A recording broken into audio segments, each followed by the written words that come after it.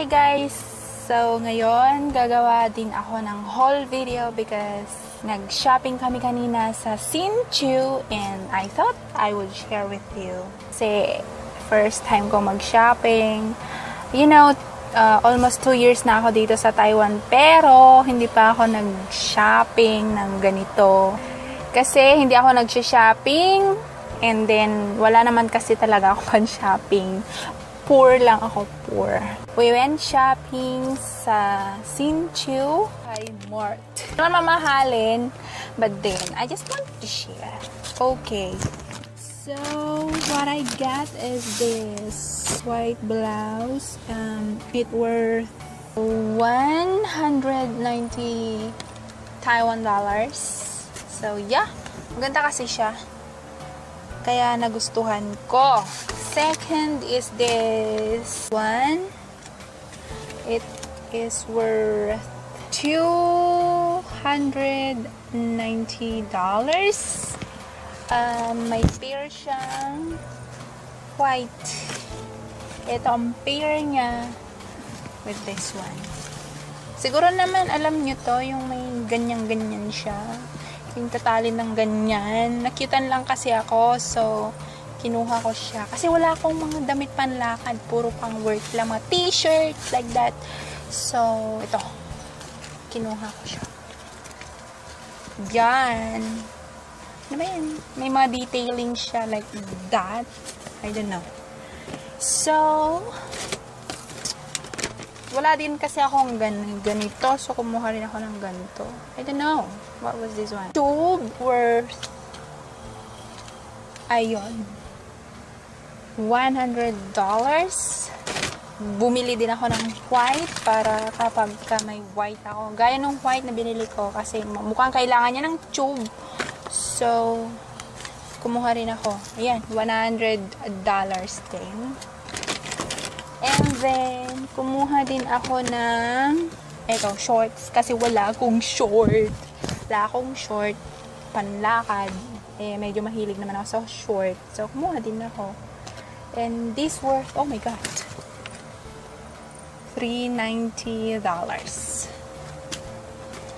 Ito lang, $390 na. Magkano sa peso? Okay lang. First time. I also bought a pants, leggings. Hindi ko alam kung anong to. Pants, pantalon, leggings, whatever. And this cost, ayan, $290. Mas mura pa kaysa dun sa shorts. I also got this another short. Oh my god, I'm obsessed with shorts. And this costs $290. Another $290. I also got this polo shirt. Yeah, ang cute kasi ng kulay. Polo siya. Polo. Ayan.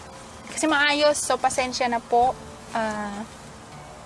This one costs battery low, $190. I guess kuha pa ako ng mas ibang kulay na ganito kasi maganda siya eh. I like it. I love it. I'm obsessed. And then another short. And this one costs $190. Another pants. And this one also costs, ayun, $390. So, that's that for clothing. Bumili din ako nito. Kala nyo naman kung saan ko binili. Yan. Hindi kasi kita eh. Made in, kita ba? China! Oh my god! No wonder, nandito tayo sa China country. And then, dahil may lakad kami, punta daw kami ng Taipei and baka makasama ako or gusto ko talagang sumama, I bought. Foundation! Ayan. Tinukso-tukso kasi nila ako kanina, bumili kami. Alam niyo naman, kita niya as you can see on my face. I've got a lot of freaking pimple. Pimple here, pimple there, pimple everywhere. So, I think ako ang nangangailangan ng ganito. Yan, bumili din ako ng brush. Brush. And I got this Maybelline. Hindi ko kasi afford yung L'Oreal.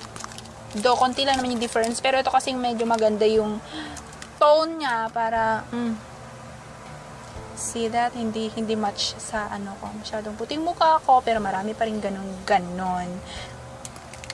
So, ayan. Yan lang po yung pwede kong i-share for this video because, total, I lost. Nawala ko yung receipt hindi ko na, pero I guess around, siguro all in all, mga 3,000. 3,000.